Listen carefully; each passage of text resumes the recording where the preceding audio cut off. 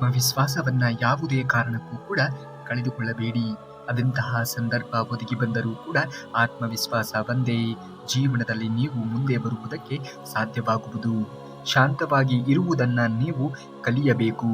ಎಂತಹ ಸಂದರ್ಭ ಒದಗಿ ಬಂದರೂ ಕೂಡ ಶಾಂತತೆಯನ್ನ ಮಾತ್ರ ಕದಲದಂತೆ ನೋಡಿಕೊಳ್ಳಿ. ಶಾಂತವಾಗಿ ಇರುವುದರಿಂದಲೇ ನಿಮ್ಮ ಜೀವನ ಎನ್ನುವುದು ಪಾವನವಾಗುವುದು. ಅದೆಂತಹ ಪರಿಸ್ಥಿತಿ ಎನ್ನುವುದು ಉದ್ಭವ ಆದರೂ ಕೂಡ ಶಾಂತವಾಗಿ ಇರುವುದರಿಂದ ಅದನ್ನ ಪರಿಹಾರ ಮಾಡಿಕೊಳ್ಳಬಹುದು. ಎಂತಹ ಸಮಸ್ಯೆಗಳು ಉದ್ಭವ ಆದರೂ ಕೂಡ ಅದಕ್ಕೆ ಪರಿಹಾರವೂ ಕೂಡ ಇದ್ದೇ ಇರುತ್ತದೆ ಎನ್ನುವುದನ್ನ ಮರೆಯಬಾರದು. ನಗು. ಎಂತಹ ಪರಿಸ್ಥಿತಿಯೇ ಜೀವನದಲ್ಲಿ ಒದಗಲಿ, ನೀವು ಯಾವುದೇ ಕಾರಣಕ್ಕೂ ಕೂಡ ನಗುವುದನ್ನ ಮಾತ್ರ ಮರೆಯಲೇಬಾರದು. ಇತರರ ಬಗ್ಗೆ ನಿಜವಾದ ಕಾಳಜಿಯನ್ನ ತೋರಿಸಿ. ನಿಮ್ಮನ್ನ ಯಾರು ಪ್ರೀತಿಸುತ್ತಾರೆಯೋ ಅವರ ಮೇಲೆ ಪ್ರೀತಿ ಎನ್ನುವುದು ಇರಬೇಕು. ಯಾರು ನಿಮ್ಮ ಮೇಲೆ ಕಾಳಜಿಯನ್ನ ವಹಿಸುತ್ತಾರೆಯೋ ಅವರ ಮೇಲೆಯೂ ಕೂಡ ನಿಮ್ಮ ಕಾಳಜಿ ಇರಲೇಬೇಕು. ಯಾರು ನಿಮಗೆ ನಮ್ಮವರು ತಮ್ಮವರು ಎನ್ನುವಂತಹ ಬಾಂಧವ್ಯವನ್ನ ತೋರಿಸಲು ಮುಂದೆ ಬರುತ್ತಾರೆಯೋ ಅಂಥವರ ಬಗ್ಗೆ ಅದೇ ರೀತಿಯಾಗಿರುವಂತಹ ಬಾಂಧವ್ಯವನ್ನ ನೀವು ಕೂಡ ಹೊಂದಬೇಕಾಗಿರುವುದು ಅವಶ್ಯಕ. ನಕಲಿ ಕ್ರಿಯೆಗಳನ್ನು ತಪ್ಪಿಸಿ. ಯಾವುದೇ ಕಾರಣಕ್ಕೂ ಕೂಡ ನಕಲಿಯಾಗಿ ನಿಮ್ಮನ್ನ ಬಳಸಿಕೊಳ್ಳುವುದಕ್ಕೆ ಪ್ರಯತ್ನ ಪಡುತ್ತಿರುವವರನ್ನ ಎಂದಿಗೂ ಕೂಡ ಹತ್ತಿರ ಸೇರಿಸಿಕೊಳ್ಳುವುದಕ್ಕೆ ನೋಡಲೇಬೇಡಿ. ನಿಮ್ಮ ಬಗ್ಗೆ ಕಡಿಮೆ ಮಾತನಾಡಿ. ಇತರರು ನಿಮ್ಮ ಬಗ್ಗೆ ಮಾತನಾಡುವಂತೆ ಆಗಬೇಕೇ ವಿನಃ ನೀವೇ ನಿಮ್ಮ ಬಗ್ಗೆ ಮಾತನಾಡುವಂತೆ ಆಗಬಾರದು. ಚೆನ್ನಾಗಿ ಉಡುಗೆ ತೊಡುಗೆಗಳನ್ನು ಮೈಗೂಡಿಸಿಕೊಳ್ಳಿ. ನಿಮ್ಮ ಉಡುಗೆ ತೊಡುಗೆಗಳು ಚೆನ್ನಾಗಿ ಇದ್ದಾಗ ನಿಮ್ಮ ಆತ್ಮವಿಶ್ವಾಸ ಎನ್ನುವುದು ಹೆಚ್ಚಾಗುವುದು. ಹಾಗಾಗಿ ಚೆನ್ನಾಗಿ ಇರುವುದನ್ನು ಮೈಗೂಡಿಸಿಕೊಳ್ಳಿ. ನಿಧಾನವಾಗಿ ಮತ್ತು ದಯೆಯಿಂದ ಮಾತನಾಡಿ. ಯಾವುದೇ ಸಂದರ್ಭವಾಗಲಿ ಮಾತನಾಡುವುದರ ಮೇಲೆ ಅದು ಅವಲಂಬಿತವಾಗಿರುತ್ತದೆ. ಹಾಗಾಗಿ ನಿಧಾನವಾಗಿ ಎಂತಹ ಪರಿಸ್ಥಿತಿ ಇದ್ದರೂ ಕೂಡ ಅದನ್ನು ತಿಳಿ ಮಾಡಬಹುದು. ಏನೋ ಸಾಧನೆ ಮಾಡಲು ಹೊರಟು ಹೋಗಿ ನೀನು ಬಿದ್ದ ತಕ್ಷಣ ಸೋತೆ ಅಂದುಕೊಳ್ಳಬೇಡ. ಬೀಳುವುದು, ಏಳುವುದು, ನಡೆಯುವುದು, ಓಡುವುದು ಇದು ಬದುಕಿನ ಕ್ರಮ. ಇವೆಲ್ಲವನ್ನ ನೀನು ಮೆಟ್ಟಿ ನಡೆದಾಗ ಮಾತ್ರ ನೀನು ಜೀವನದಲ್ಲಿ ಮುಂದುವರಿಯುವುದಕ್ಕೆ, ನೀನು ಅಂದುಕೊಂಡಂತಹ ಗುರಿಯನ್ನ ಸಾಧಿಸಿ ಫಲವನ್ನ ಪಡೆದುಕೊಳ್ಳುವುದಕ್ಕೆ ಸಾಧ್ಯವಾಗುವುದು. ಏನೋ ಒಂದು ನಿರಾಸೆ ಆಗಿದೆ ಅಂದರೆ ಆ ಕೆಲಸವನ್ನ ಅರ್ಧಕ್ಕೆ ಬಿಡುವುದು ಖಂಡಿತವಾಗಿಯೂ ಕೂಡ ಒಳ್ಳೆಯದಲ್ಲ. ಏನೇ ತೊಂದರೆಗಳು ಬಂದರೂ ಕೂಡ, ಏನೇ ವಿಘ್ನಗಳು ಬಂದರೂ ಕೂಡ ಎಲ್ಲವನ್ನ ಮೆಟ್ಟಿ ನಡೆಯುತ್ತೇನೆ ಎನ್ನುವಂತಹ ಆತ್ಮವಿಶ್ವಾಸದೊಂದಿಗೆ ಮುಂದುವರಿಯಿರಿ. ಖಂಡಿತವಾಗಿಯೂ ಕೂಡ ನಿಮ್ಮ ಕೆಲಸ ಎನ್ನುವುದು ಹಾಗೆ ಆಗುತ್ತದೆ. ಶ್ರೀಕೃಷ್ಣ ಪರಮಾತ್ಮನೇ ಹೇಳಿದ್ದಾನೆ, ನಿನ್ನ ಪ್ರಾಮಾಣಿಕವಾಗಿರುವಂತಹ ಪ್ರಯತ್ನ ಯಾವುದರಲ್ಲಿ ನೀನು ತೊಡಗಿಸಿಕೊಳ್ಳುತ್ತೀಯೋ ಅದರಲ್ಲಿ ಸಮಯಕ್ಕೆ ಸಂದರ್ಭಕ್ಕೆ ಅನುಗುಣವಾಗಿ ಕಾಲ ಬಂದಾಗ ಅದಕ್ಕೆ ಪರಿಹಾರವನ್ನು ನಾನು ಖಂಡಿತವಾಗಿಯೂ ಕೂಡ ಕೊಟ್ಟೇ ಕೊಡುತ್ತೇನೆ ಎಂದು. ಹಾಗಾಗಿ ನಿನ್ನ ಪ್ರಯತ್ನವನ್ನು ನೀನು ಮಾಡು. ನಿನಗೆ ಫಲವನ್ನು ಯಾವಾಗ ಕರುಣಿಸಬೇಕು ಎನ್ನುವುದು ಆ ಕೃಷ್ಣ ಪರಮಾತ್ಮನಿಗೆ ತುಂಬ ಚೆನ್ನಾಗಿ ತಿಳಿದಿದೆ. ಸಮಯ ಎನ್ನುವುದು ಒದಗಿ ಬಂದಾಗ ಅದನ್ನು ಖಂಡಿತವಾಗಿಯೂ ಕೂಡ ಆತ ಮಾಡೇ ಮಾಡುತ್ತಾನೆ. ತಪ್ಪುಗಳು, ಸೋಲುಗಳು, ಅವಮಾನಗಳು, ನಿರಾಶೆಗಳು, ತಿರಸ್ಕಾರಗಳು ಇವೆಲ್ಲವೂ ಕೂಡ ಉನ್ನತಿ ಅಥವಾ ಬೆಳವಣಿಗೆಯ ಭಾಗಗಳು. ಯಾವ ವ್ಯಕ್ತಿಯು ಇವುಗಳ ಅನುಭವಗಳಿಂದ ಹಾದು ಹೋಗದೆ ಜೀವನದಲ್ಲಿ ಗೌರವದ ಒಂದು ಸ್ಥಾನಕ್ಕೆ ಪಡೆದುಕೊಳ್ಳುವುದಕ್ಕೆ ಸಾಧ್ಯವೇ ಇಲ್ಲ. ಜೀವನದಲ್ಲಿ ಬೆಳೆದು ನಿಲ್ಲುವುದಕ್ಕೆ ಸಾಧ್ಯವೇ ಇಲ್ಲ. ನೀವು ಇದನ್ನೆಲ್ಲವನ್ನೂ ಕೂಡ ಅನುಭವಿಸುತ್ತಿದ್ದೀರಾ ಎಂದರೆ ಖಂಡಿತವಾಗಿಯೂ ಕೂಡ ಮುಂದೆ ನಿಮ್ಮ ಭವಿಷ್ಯದಲ್ಲಿ ನೀವು ಕೂಡ ಬೆಳವಣಿಗೆಯನ್ನು ಹೊಂದುತ್ತೀರಿ ಎಂದು ಅರ್ಥ. ಹಾಗಾಗಿ ಅವಮಾನವೇ ಆಗಲಿ, ಅಪಮಾನವೇ ಆಗಲಿ ಎಲ್ಲವನ್ನ ಆ ಕ್ಷಣಕ್ಕೆ ಹಿಡಿದಿಟ್ಟುಕೊಂಡು ಮುಂದುವರಿಯುವುದನ್ನು ಕಲಿಯಬೇಕು. ಸಮಯ ಎನ್ನುವುದು ನಮಗೂ ಬರುತ್ತದೆ, ಆಗ ಕಾಲವೇ ಅದಕ್ಕೆ ಉತ್ತರವನ್ನು ಕೊಡುತ್ತದೆ ಎಂದು ಯಾರಿಗೂ ಕೂಡ ಏನನ್ನೂ ಹೇಳದೆ ಮುಂದುವರಿ. ನಿನ್ನ ಕೆಲಸವನ್ನು ನೀನು ಪ್ರಾಮಾಣಿಕವಾಗಿ ಮಾಡು. ಜನರ ಮಾತಿನ ಮೇಲೆ ನಿನ್ನ ಗಮನ ಎನ್ನುವುದು ಇರಬಾರದು. ನಿನ್ನ ಕೆಲಸ ಕಾರ್ಯದ ಮೇಲೆ, ನಿನ್ನ ಗುರಿಯ ಮೇಲೆ ನಿನ್ನ ಗಮನ ಎನ್ನುವುದು ಇರಬೇಕು. ಮಾತನಾಡುವವರು 1000 ಜನರು 1000 ರೀತಿಯ ಮಾತುಗಳನ್ನು ಆಡುತ್ತಾರೆ. ಆದರೆ ನಿಮ್ಮಲ್ಲಿ ಕೆಚ್ಚದೆ ಎನ್ನುವುದು ಇದ್ದರೆ ಮಾತನಾಡುವವರಿಗೆ ನಿಮ್ಮ ಸಾಧನೆಯ ಮುಖಾಂತರ ನೀವು ಉತ್ತರವನ್ನು ಕೊಡುವಂಥವರಾಗಬೇಕು. ಮಾತಿಗೆ ಮಾತನ್ನು ಬೆಳೆಸುವುದರಿಂದ ಯಾವುದೇ ರೀತಿಯ ಪ್ರಯೋಜನ ಎನ್ನುವುದು ಆಗುವುದಿಲ್ಲ. ಅವರಿಗೆ ಸರಿಯಾಗಿ ನೀನು ಪ್ರತಿ ಉತ್ತರವನ್ನು ಕೊಡಬೇಕು ಅನ್ನುವುದೇ ಆದರೆ ನಿನ್ನ ಏಳಿಗೆಯ ಮುಖಾಂತರ, ನಿನ್ನ ಬೆಳವಣಿಗೆಯ ಮುಖಾಂತರ, ನಿನ್ನ ಗುರಿಯನ್ನು ಸಾಧಿಸುವುದರ ಮುಖಾಂತರ ಅವರಿಗೆ ಪ್ರತಿಯುತ್ತರವನ್ನು ನೀನು ಕೊಡಬೇಕು. ಇದು ಮಾತ್ರ ಜಾಣತನದಿಂದ ಯೋಚನೆ ಮಾಡುವಂತಹ ರೀತಿಯಾಗಿದೆ. ಈ ರೀತಿ ನೀತಿಗಳನ್ನು ನೀನು ಜೀವನದಲ್ಲಿ ಅಳವಡಿಸಿಕೊಳ್ಳುವುದರಿಂದ ಖಂಡಿತವಾಗಿಯೂ ಕೂಡ ಜೀವನದಲ್ಲಿ ಮುಂದೆ ಬರುತ್ತೀಯಾ. ಯೋಚಿಸಿ ನೋಡು, ಎಷ್ಟೇ ಜಾಗರೂಕತೆಯಿಂದ ನಡೆದು ಜೀವನದಲ್ಲಿ ಅಪಾಯ ತಪ್ಪಿದ್ದಲ್ಲ. ಅದು ಯಾವ ರೂಪದಲ್ಲಾದರೂ ಕೂಡ ಬರಬಹುದು. ಹಾಗಾಗಿ ನಮ್ಮ ಹಣೆಯಲ್ಲಿ ಏನು ಬರೆದಿರುತ್ತದೆಯೋ ಅದೇ ಆಗುವುದು. ಹಾಗಂತ ನಾವು ಪ್ರಯತ್ನವನ್ನ ಪಡದೆ ಇರುವುದಕ್ಕೆ ಸಾಧ್ಯವೇ ಇಲ್ಲ. ನೀನು ಪ್ರಯತ್ನವನ್ನ ಪಟ್ಟಾಗ ಮಾತ್ರ ಆ ಒಂದು ಕೆಲಸ ನಿನಗೆ ಆಗುವುದಕ್ಕೆ ಸಾಧ್ಯ ಎಂದು ನಿನ್ನ ಹಣೆಯಲ್ಲಿಯೇ ಬರೆದಿದ್ದರೆ, ಹಾಗಾಗಿ ಪ್ರಯತ್ನ ಎನ್ನುವುದು ನಿರಂತರವಾಗಿ ಇರಬೇಕು. ಪ್ರಯತ್ನ ಸಿದ್ಧಿ ಸಾಧನವೆಂದು ಕರೆಯುತ್ತಾರೆ. ಪ್ರಯತ್ನ ಎನ್ನುವುದು ಒಂದು ಸಾಧನದ ರೀತಿಯಲ್ಲಿ ನಾವು ಸದುಪಯೋಗ ಮಾಡಿಕೊಳ್ಳಬೇಕು, ಅದನ್ನು ಉಪಯೋಗಿಸಿಕೊಳ್ಳಬೇಕು. ನಿರಂತರವಾಗಿ ಕೆಲಸವನ್ನು ಮಾಡಿ, ನಿರಂತರವಾಗಿ ಪ್ರಯತ್ನವನ್ನು ಹಾಕಿ, ಯಾವ ಸಮಯದಲ್ಲಿ ಅದು ನಿಮ್ಮ ಕೈಯನ್ನು ಹಿಡಿಯುತ್ತದೆ ಎನ್ನುವುದನ್ನು ಯಾರೂ ಕೂಡ ಊಹೆ ಮಾಡುವುದಕ್ಕೆ ಸಾಧ್ಯವಿಲ್ಲ ಅಲ್ಲವೇ. ಹಾಗಾಗಿ ಪ್ರಯತ್ನ ಎನ್ನುವುದು ನಿರಂತರವಾಗಿ ಇರಬೇಕು. ಅದು ಖಂಡಿತವಾಗಿಯೂ ಕೂಡ ನಿಮಗೆ ಒಂದಲ್ಲ ಒಂದು ದಿನ ಜೀವನಕ್ಕೆ ದಾರಿಯನ್ನು ರೂಪಿಸಿಕೊಡುತ್ತದೆ. ಒಂದಲ್ಲ ಒಂದು ದಿನ ನಿಮ್ಮ ಕನಸುಗಳನ್ನು ನನಸು ಮಾಡಿಸಿಕೊಳ್ಳುವುದಕ್ಕೆ ಸಹಕಾರವನ್ನು ಕೊಡುತ್ತದೆ. ಭಗವಂತನ ಮೇಲೆ, ಭಗವಂತ ಶ್ರೀಕೃಷ್ಣನ ಮೇಲೆ ನಂಬಿಕೆಯನ್ನು ಇಡಿ. ಆತನನ್ನು ನಂಬಿ ಜೀವನವನ್ನ ಮಾಡಿದವರಿಗೆ ಎಂತಹ ಪರಿಸ್ಥಿತಿಗಳು, ಎಂತಹ ಸಮಸ್ಯೆಗಳು, ಎಂತಹ ದುಃಖದ ಸನ್ನಿವೇಶಗಳು ಬಂದರೂ ಕೂಡ ಎಲ್ಲವನ್ನ ನಿವಾರಣೆ ಮಾಡಿಕೊಂಡು ಜೀವನದಲ್ಲಿ ಮುಂದೆ ಬರುವುದಕ್ಕೆ ಒಂದು ದಾರಿಯನ್ನ ಸೂಚಿಸುತ್ತಾನೆ. ದಾರಿಯೇ ತೋರುತ್ತಿಲ್ಲ ನಮಗೆ, ದಾರಿಯೇ ಕಾಣುತ್ತಿಲ್ಲ ನಮಗೆ ಎಂದು ಯೋಚನೆಯನ್ನ ಮಾಡುತ್ತಿರುವವರು ಖಂಡಿತವಾಗಿಯೂ ಕೂಡ ಈ ಒಂದು ಅಂಶ ಅಂದರೆ ಭಗವದ್ಗೀತೆಗೆ ಶರಣಾಗಿ.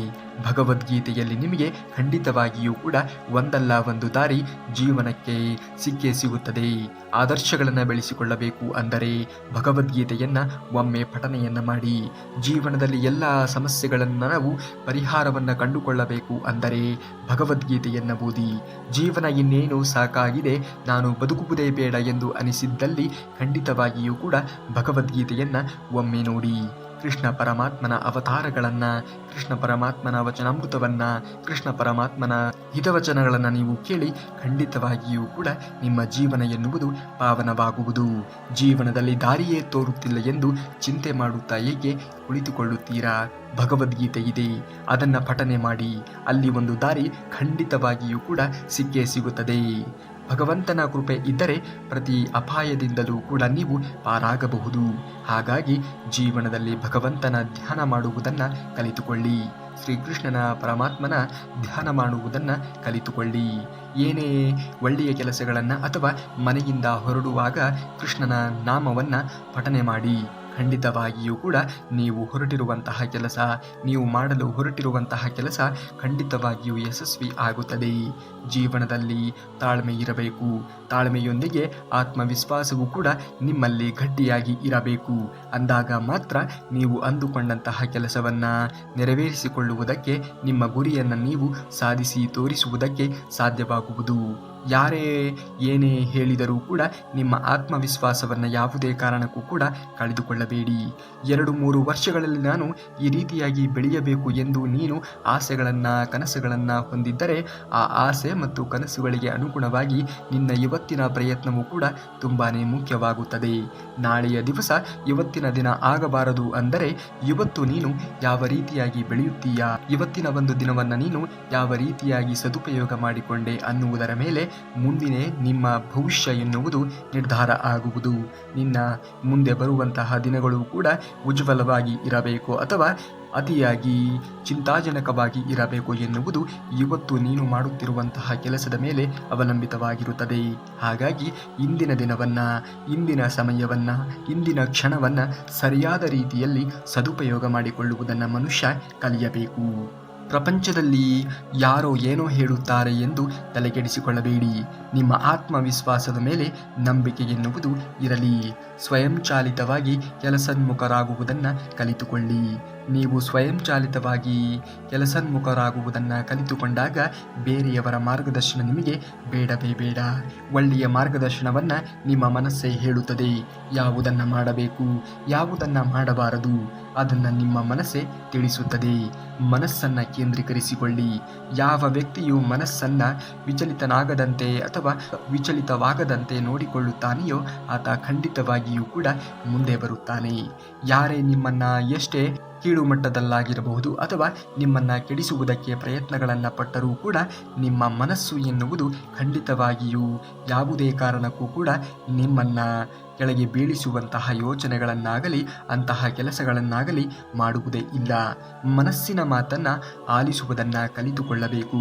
ಈ ಪ್ರಪಂಚದಲ್ಲಿ ಏನೇ ನಡೆದರೂ ಕೂಡ ಅದಕ್ಕೊಂದು ಕಾರಣ ಖಂಡಿತವಾಗಿಯೂ ಕೂಡ ಇದ್ದೇ ಇರುತ್ತದೆ. ಪರಮಾತ್ಮನ ಅನುಮತಿ ಇಲ್ಲದೆ ಒಂದು ಧೂಳಿನ ಕಣಗಳು ಕೂಡ ಅಲುಗಾಡುವುದಿಲ್ಲ. ಹೀಗಿರುವಾಗ ನಾವು ಯಾವುದಕ್ಕಾಗಿ ಚಿಂತೆಯನ್ನು ಮಾಡಬೇಕು, ಯಾವುದಕ್ಕಾಗಿ ನಾವು ಕೊರಗುತ್ತಾ ಕೂರಬೇಕು ಅಲ್ಲವೇ? ಖಂಡಿತವಾಗಿಯೂ ಕೂಡ ನಿನ್ನ ಸಮಯ ಎನ್ನುವುದು ಬಂದೇ ಬರುತ್ತದೆ. ನಿನ್ನ ತಾಳ್ಮೆಗೆ, ನಿನ್ನ ಶ್ರಮಕ್ಕೆ ತಕ್ಕ ರೀತಿಯ ಪ್ರತಿಫಲ ಎನ್ನುವುದು ಕಾಲ ಬಂದಾಗ ಸಿಕ್ಕೇ ಸಿಗುತ್ತದೆ. ಕಾಯುವಂತಹ ತಾಳ್ಮೆ ಇರಲಿ. ಒಳ್ಳೆಯ ಕೆಲಸಗಳನ್ನು ಮಾಡುತ್ತಾ ಮುಂದುವರಿಯಿರಿ. ಕರ್ಮವನ್ನು ಎಂದಿಗೂ ಕೂಡ ಒಳ್ಳೆಯ ಕರ್ಮಗಳನ್ನೇ ಮಾಡಬೇಕು. ಏಕೆಂದರೆ ದೇವರು ಕ್ಷಮಿಸಿದರೂ ಕೂಡ ನಾವು ಮಾಡಿರುವಂತಹ ಕರ್ಮಕ್ಕೆ ತಕ್ಕ ರೀತಿಯಾಗಿರುವಂತಹ ಪ್ರತಿಫಲವನ್ನು ಅನುಭವಿಸಲೇಬೇಕಾಗುತ್ತದೆ. ಇತರರಿಗೆ ನೀನು ಕೆಡಕನ್ನು ಬಯಸಿ ನನಗೆ ಮಾತ್ರ ಒಳ್ಳೆಯದನ್ನು ಬಯಸುವುದೇವಾ, ನನಗೆ ಮಾತ್ರ ಒಳ್ಳೆಯದನ್ನು ಮಾಡುವುದೇವಾ ಎಂದು ದೇವರ ಮೊರೆಯಲ್ಲಿ ಎಷ್ಟೇ ಪ್ರಸಾದಗಳನ್ನು, ಎಷ್ಟೇ ನೈವೇದ್ಯಗಳನ್ನು, ಎಷ್ಟೇ ಅಲಂಕಾರಗಳನ್ನು, ಎಷ್ಟೇ ವಿವಿಧ ರೀತಿಯಾಗಿರುವಂತಹ ಉಪಚಾರಗಳನ್ನು ಮಾಡಿದರೂ ಕೂಡ ಏನು ತಾನೇ ಪ್ರಯೋಜನವಾದೀತು? ದೇವರು ನಕ್ಕು ಹೇಳುತ್ತಾನೆ, ನೀನು ಕೆಲವರಿಗೆ ಅನ್ಯಾಯವನ್ನು ಮಾಡಿ ನನಗೆ ಮಾತ್ರ ನ್ಯಾಯವನ್ನು ಒದಗಿಸುವುದೇವ ಎಂದು ಕೇಳಿಕೊಳ್ಳುತ್ತಿದ್ದೀಯ ಅಲ್ಲ. ಇದು ಯಾವ ರೀತಿಯ ನ್ಯಾಯ? ನಿನಗೆ ನ್ಯಾಯದ ಬದಲಾಗಿ ಅನ್ಯಾಯವೇ ದೊರಕುವುದು ಎಂದು ಶ್ರೀಕೃಷ್ಣ ಪರಮಾತ್ಮನಾಗಲಿ ಅಥವಾ ಯಾವುದೇ ದೇವರಾಗಲಿ ಅದನ್ನೇ ಹೇಳುವುದು. ಹಾಗಾಗಿ ಜೀವನದಲ್ಲಿ ಯಾರಿಗೂ ಕೂಡ ಕೆಟ್ಟದ್ದನ್ನು ಬಯಸುವುದಕ್ಕೆ ಹೋಗಬೇಡಿ. ಕೆಟ್ಟದ್ದರ ಪರಿಣಾಮ ಎನ್ನುವುದು ನಿಮ್ಮ ಜೀವನದಲ್ಲಿಯೂ ಕೂಡ ಹಾಗೇ ಆಗುತ್ತದೆ. ಬೇರೆಯವರಿಗೆ ಕೆಟ್ಟದ್ದನ್ನು ಬಯಸಿದರೆ ನಿಮ್ಮ ಜೀವನದಲ್ಲಿಯೂ ಕೂಡ ಕೆಟ್ಟದ್ದನ್ನು ಬಯಸುವಂಥವರನ್ನು ದೇವರು ಸೃಷ್ಟಿ ಮಾಡುತ್ತಾನೆ. ಇದು ಖಂಡಿತವಾಗಿಯೂ ಕೂಡ ಸತ್ಯವಾಗಿರುವಂತಹ ಮಾತು. ಹಾಗಾಗಿ ಜೀವನದಲ್ಲಿ ನಿಮ್ಮ ಕೈಯಲ್ಲಿ ಆದರೆ ಇತರರಿಗೆ ಒಳ್ಳೆಯದನ್ನು ಬಯಸಿ, ಒಳ್ಳೆಯದನ್ನು ಮಾಡಿ. ಅದನ್ನು ಹೊರತುಪಡಿಸಿ ಕೆಟ್ಟದ್ದನ್ನು ಯಾವುದೇ ಕಾರಣಕ್ಕೂ ಕೂಡ ಮಾಡುವುದಕ್ಕೆ ಹೋಗಲೇಬೇಡಿ. ಕರ್ಮ ಎನ್ನುವುದು ಖಂಡಿತವಾಗಿಯೂ ಕೂಡ ನಿಮ್ಮ ಜೀವನದಲ್ಲಿ ಬಂದೇ ಬರುತ್ತದೆ. ಆ ಕರ್ಮಕ್ಕೆ ತಕ್ಕ ರೀತಿಯ ಪ್ರತಿಫಲವನ್ನು ನೀವು ಅನುಭವಿಸಲೇಬೇಕಾಗುತ್ತದೆ. ಹಾಗಾಗಿ ಮಾಡುವುದಾದರೆ ಒಳ್ಳೆಯ ಕರ್ಮಗಳನ್ನೇ ಮಾಡಿ. ಕೆಟ್ಟ ಕರ್ಮಗಳನ್ನು ಯಾವುದೇ ಕಾರಣಕ್ಕೂ ಕೂಡ ಮಾಡಲೇಬಾರದು. ಕರ್ಮ ಧರ್ಮದ ಏಟು ತುಂಬಾ ಭಯಂಕರವಾಗಿ ಇರುತ್ತದೆ. ನಮ್ಮಲ್ಲಿ ಸಂಗ್ರಹವಾಗಿರುವಂತಹ ಪುಣ್ಯ ಯಾವಾಗ ಬೇಕಾದರೂ ಕೂಡ ಮುಗಿದು ಹೋಗುತ್ತದೆ ಎಂದು ಹೇಳುವುದಕ್ಕೆ ಸಾಧ್ಯವೇ ಇಲ್ಲ. ಪುಣ್ಯ ಮುಗಿದ ನಂತರ ಸಮರ್ಥ ರಾಜನೂ ಕೂಡ ಭಿಕ್ಷೆಯನ್ನು ಬೇಡಬೇಕಾಗುತ್ತದೆ. ಹಾಗಾಗಿ ಕರ್ಮ ಎನ್ನುವುದು ತುಂಬಾ ಮುಖ್ಯವಾದದ್ದು. ಯಾವುದೇ ಕಾರಣಕ್ಕೂ ಕೂಡ ಧರ್ಮಯುತವಾಗಿರುವಂತಹ ದಾರಿಯಲ್ಲಿ ಮುಂದುವರಿಯುವುದನ್ನು ನೀವು ಆಯ್ಕೆ ಮಾಡಿಕೊಳ್ಳಬೇಕು. ಅಧರ್ಮದ ಪಕ್ಷದಲ್ಲಿ ಹೋದರೆ ಧರ್ಮ ಎನ್ನುವುದು ಗೆಲುವನ್ನು ಸಾಧಿಸುತ್ತದೆಯೇ ವಿನಃ ಅಧರ್ಮ ಎನ್ನುವುದು ಗೆಲುವನ್ನು ಸಾಧಿಸುವುದಕ್ಕೆ ಸಾಧ್ಯವೇ ಇಲ್ಲ. ಒಂದು ವೇಳೆ ಅಧರ್ಮ ಎನ್ನುವುದು ಗೆಲುವನ್ನು ಸಾಧಿಸಿದರೂ ಕೂಡ ಆ ಗೆಲುವು ಎನ್ನುವುದು ಜೀವನದ ಪರ್ಯಂತ ಇರುತ್ತದೆ ಎನ್ನುವುದನ್ನು ಯಾರೂ ಕೂಡ ಹೇಳುವುದಕ್ಕೆ ಅಸಾಧ್ಯ. ಯಾವಾಗಲೂ ಕೂಡ ಧರ್ಮವೇ ಮೇಲುಗೈಯನ್ನು ಸಾಧಿಸುತ್ತದೆ. ಧರ್ಮದಿಂದ ಇರಿ, ನಿಷ್ಠೆಯಿಂದ ಇರಿ, ಪ್ರಾಮಾಣಿಕತೆಯಿಂದ ಇರಿ, ಸತ್ಯವನ್ನು ನುಡಿಯಿರಿ. ಹಾಗಾಗಿ ಧರ್ಮಯುತವಾಗಿರುವಂತಹ ದಾರಿಯನ್ನು ಆಯ್ಕೆ ಮಾಡಿಕೊಳ್ಳಬೇಕು. ಆದ್ದರಿಂದ ಯಾರಿಗೂ ಕೂಡ ನೀವು ಕಪಟವಾಗಲಿ, ಮೋಸವಾಗಲಿ, ವಂಚನೆಯಾಗಲಿ, ಆತ್ಮವಿಶ್ವಾಸವನ್ನು ಮುರಿಯುವಂತಹ ಕೆಲಸಗಳನ್ನಾಗಲಿ ಮಾಡುವುದಕ್ಕೆ ಹೋಗಬೇಡಿ. ಅದು ಪ್ರತಿಯಾಗಿ ನಿಮಗೆ ಅನ್ವಯಿಸುವುದು. ಅಧರ್ಮದ ದಾರಿಯಲ್ಲಿ ಯಾವ ಅಡೆತಡೆಗಳು ಕೂಡ ಇರುವುದಿಲ್ಲ. ಆದರೆ ಅದು ಸೇರುವಂತಹ ಗುರಿ ಮಾತ್ರ ನರಕವೇ ಆಗಿರುತ್ತದೆ. ಧರ್ಮದ ಹಾದಿಯಲ್ಲಿ ಸಾಕಷ್ಟು ಅಡೆತಡೆಗಳು ಬರುತ್ತದೆ. ಆದರೆ ಅದು ಸೇರುವಂತಹ ಗುರಿ ಮಾತ್ರ ಸ್ವರ್ಗವೇ ಆಗಿರುತ್ತದೆ. ಹಾಗಾಗಿ ಯಾವಾಗಲೂ ಕೂಡ ಧರ್ಮಯುತವಾಗಿರುವಂತಹ ದಾರಿಯನ್ನೇ ಆಯ್ಕೆ ಮಾಡಿಕೊಳ್ಳಬೇಕು. ಆಗ ಮಾತ್ರ ನೀವು ಜೀವನದಲ್ಲಿ ಮುಂದೆ ಬರುವುದಕ್ಕೆ ಸಾಧ್ಯವಾಗುವುದು. 100 ಗುರಿಗಳು ಸೇರಿ ಕಲಿಸಲಾಗದ್ದನ್ನ ನಮ್ಮ ಜೀವನದಲ್ಲಿ ಒಂದೇ ಒಂದು ಶಕ್ತಿ ಕಲಿಸುತ್ತದೆ. ಅದೇ ಸಮಯ, ಸಂದರ್ಭ, ಕಾಲ ಎಂದು ಕರೆಯುತ್ತೇವೆ. ಕಾಲ ಬಂದಾಗ ಎಲ್ಲವೂ ಎಲ್ಲರಿಗೂ ಅರಿವಾಗಲೇಬೇಕು. ಬಯಸಿದ್ದನ್ನ ಪಡೆದುಕೊಳ್ಳುವಂತಹ ಹಠ ಇರಬೇಕು. ಆದರೆ ಮತ್ತೊಬ್ಬರಿಂದ ಕಿತ್ತುಕೊಂಡು ಪಡೆದುಕೊಳ್ಳುವಂತಹ ಚಟ ಯಾರಿಗೂ ಕೂಡ ಇರಬಾರದು. ಇದು ನಿಮ್ಮ ಬದುಕನ್ನೇ ಸರ್ವನಾಶ ಮಾಡಬಹುದು. ಹಾಗಾಗಿ ಬದುಕುವುದಾದರೆ ಪ್ರಾಮಾಣಿಕತೆಯಿಂದ ಬದುಕಿ. ಬದುಕುವುದೇ ಆದರೆ ನಿಮ್ಮ ದುಡಿಮೆಯಲ್ಲಿ ಬದುಕಿ. ಬೇರೆಯವರ ಹೊಟ್ಟೆಯನ್ನ ಕನ್ನ ಒಡೆದು ಬೇರೆಯವರ ಹೊಟ್ಟೆ ಮೇಲೆ ಒಡೆದು ಜೀವಿಸುವಂತಹ ಜೀವನ ನರಕಕ್ಕಿಂತ ಕೀಳು ಎನ್ನುವುದನ್ನು ಮರೆಯಬೇಡಿ. ಬದುಕಿನಲ್ಲಿ ಹಣ ಇರಲಿ, ಆದರೆ ಯಾರನ್ನೂ ಕೂಡ ತಿವಿದು ಬದುಕುವಂತಹ ಮನಸ್ಥಿತಿ ಖಂಡಿತವಾಗಿಯೂ ಕೂಡ ಬೇಡವೇ ಬೇಡ. ಅದು ಯಾವತ್ತಿಗೂ ಕೂಡ ನಿಮಗೆ ಒಳ್ಳೆಯದನ್ನ ಮಾಡುತ್ತದೆ ಎನ್ನುವುದನ್ನು ಹೇಳುವುದಕ್ಕೆ ಸಾಧ್ಯವಿಲ್ಲ. ನೋಡಿ, ಜೀವನದಲ್ಲಿ ಎಲ್ಲವೂ ಕೂಡ ಇದ್ದಾಗ ನಿನ್ನವರು ಯಾರು ಎನ್ನುವುದು ಗೊತ್ತಾಗುವುದಿಲ್ಲ. ಜೀವನದಲ್ಲಿ ಎಲ್ಲವೂ ಕಳೆದುಕೊಂಡಾಗ ನಿನ್ನವರು ಯಾರು ಎನ್ನುವುದು ಗೊತ್ತಾಗುತ್ತದೆ. ಹಾಗಾಗಿ ಯಾರನ್ನೂ ಕೂಡ ಕಳೆದುಕೊಳ್ಳುವುದಕ್ಕೆ ಹೋಗಲೇಬೇಡಿ. ಆಗುವುದೆಲ್ಲ ಒಳ್ಳೆಯದಕ್ಕೆ ಎಂದು ಪರಿಭಾವಿಸುತ್ತಾ ಮುಂದುವರಿಯಿರಿ. ಖಂಡಿತವಾಗಿಯೂ ಕೂಡ ಆಗುವುದೆಲ್ಲ ಒಳ್ಳೆಯದೇ ಆಗುತ್ತದೆ. ನೋವುಗಳಿಂದ ತಪ್ಪಿಸಿಕೊಂಡು ಬದುಕುವುದು ಜೀವನವಲ್ಲ, ನೋವುಗಳ ಜೊತೆಗೆ ಬೆಳೆದು ನಿಲ್ಲುವುದು ನಿಜವಾದ ಜೀವನ ಶೈಲಿ. ಹಾಗಾಗಿ ನೋವುಗಳು ಬಂದಿದೆ ಎಂದು ಯಾವುದೇ ಕಾರಣಕ್ಕೂ ಕೂಡ ನೀವು ಜೀವನವನ್ನು ಕಳೆದುಕೊಳ್ಳುವಂತಹ ನಿರ್ಧಾರಗಳನ್ನು ಮಾಡುವುದಕ್ಕೆ ಹೋಗಲೇಬೇಡಿ. ಸಮಸ್ಯೆ ಎನ್ನುವುದು ಪ್ರತಿಯೊಬ್ಬ ಮನುಷ್ಯನಿಗೂ ಕೂಡ ಬಂದೇ ಬರುತ್ತದೆ. ಅಷ್ಟೇ ಏಕೆ, ಈ ಭೂಮಿಯ ಮೇಲೆ ಇರುವಂತಹ ಪ್ರತಿಯೊಂದು ಜೀವರಾಶಿಗಳಿಗೂ ಕೂಡ ಅವರಿಗೆ ಅವರದ್ದೇ ಆಗಿರುವಂತಹ ಸಮಸ್ಯೆಗಳು ಇದ್ದೇ ಇರುತ್ತದೆ. ಆ ಸಮಸ್ಯೆಗಳನ್ನು ಮೆಟ್ಟಿ ನಡೆದಾಗ ಮಾತ್ರ ಜೀವನವೆನ್ನುವುದು ಪಾವನವಾಗುವುದಕ್ಕೆ ಸಾಧ್ಯವಾಗುವುದು. ಹಾಗಾಗಿ ಜೀವನದಲ್ಲಿ ಸಮಸ್ಯೆಗಳು, ನೋವುಗಳು, ಸಂಕಟಗಳು ಬರುವುದು ಸಹಜ. ಅದನ್ನು ನೀವು ಹೇಗೆ ಸ್ವೀಕರಿಸುತ್ತೀರಾ, ಹೇಗೆ ಎದುರಿಸುತ್ತೀರಾ ಎನ್ನುವುದರ ಮೇಲೆ ಅದು ಅವಲಂಬಿತವಾಗಿರುತ್ತದೆ. ಕೆಸರು ನೀರಿನಲ್ಲಿ ಶುದ್ಧ ನೀರು ತೆಗೆಯಲು ಕಷ್ಟಪಡಬೇಕಾಗಿಲ್ಲ. ಸ್ವಲ್ಪ ತಾಳ್ಮೆ ವಹಿಸಿದರೆ ಕೆಸರು ನೀರು ತಾನಾಗಿಯೇ ಎಲ್ಲವನ್ನ ಪರಿಹರಿಸಿಕೊಂಡು ತಿಳಿಯಾಗಿ ಇರುವಂತಹ ನೀರು ಮೇಲೆ ಬರುತ್ತದೆ.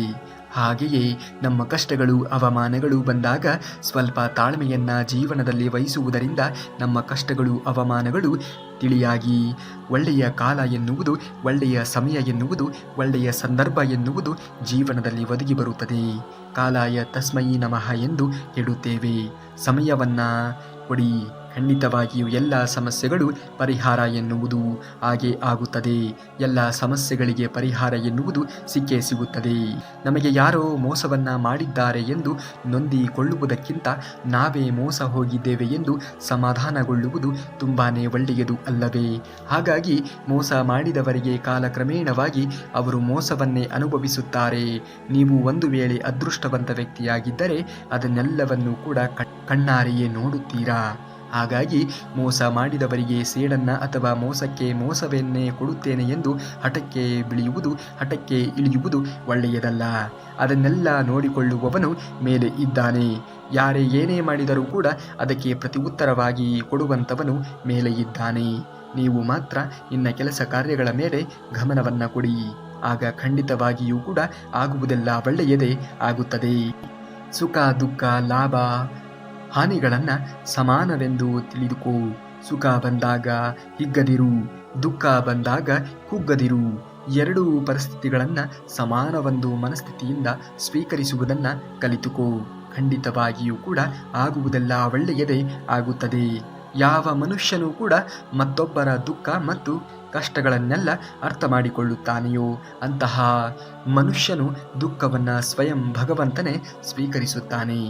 ಹಾಗಾಗಿ ನೀವು ಆದರೆ ಇನ್ನೊಬ್ಬರಿಗೆ ಒಳ್ಳೆಯದನ್ನು ಬಯಸಿ, ಒಳ್ಳೆಯದನ್ನು ಮಾಡಿ. ಖಂಡಿತವಾಗಿಯೂ ಕೂಡ ದೇವರು ನಿಮಗೆ ಒಳ್ಳೆಯದನ್ನು ಕರುಣಿಸುತ್ತಾನೆ, ಒಳ್ಳೆಯ ದಾರಿಯನ್ನು ತೋರಿಸುತ್ತಾನೆ. ನೀವು ಅಂದುಕೊಂಡಂತಹ ಎಲ್ಲ ಕೆಲಸಗಳು ನೆರವೇರುತ್ತವೆ. ಪ್ರಾಮಾಣಿಕತೆ ಎನ್ನುವುದು ನಿಮ್ಮಲ್ಲಿ ಇದ್ದಾಗ ಮಾತ್ರ. ಖಂಡಿತವಾಗಿಯೂ ಕೂಡ ನಿಮ್ಮ ಎಲ್ಲ ಕನಸುಗಳು ನೆರವೇರಲಿ ಎಂದು ಶ್ರೀಕೃಷ್ಣ ಪರಮಾತ್ಮನಲ್ಲಿ ಬೇಡಿಕೊಳ್ಳುತ್ತಾ, ನೀವೇನಾದರೂ ಕೃಷ್ಣ ಪರಮಾತ್ಮನ ಭಕ್ತರೇ ಆಗಿದ್ದರೆ ಈ ವಿಡಿಯೋಗೆ ತಪ್ಪದೇ ಒಂದು ಲೈಕನ್ನು ಮಾಡಿ ಎಂದು ಹೇಳಿಕೊಳ್ಳುತ್ತಾ, ನಾಳೆಯ ಶ್ರೀಕೃಷ್ಣ ಪರಮಾತ್ಮನ ವಚನಾಮೃತದೊಂದಿಗೆ ಭೇಟಿ ಆಗುವವರೆಗೂ ಧನ್ಯವಾದ. ಕರುನಾಡಿಗೆ.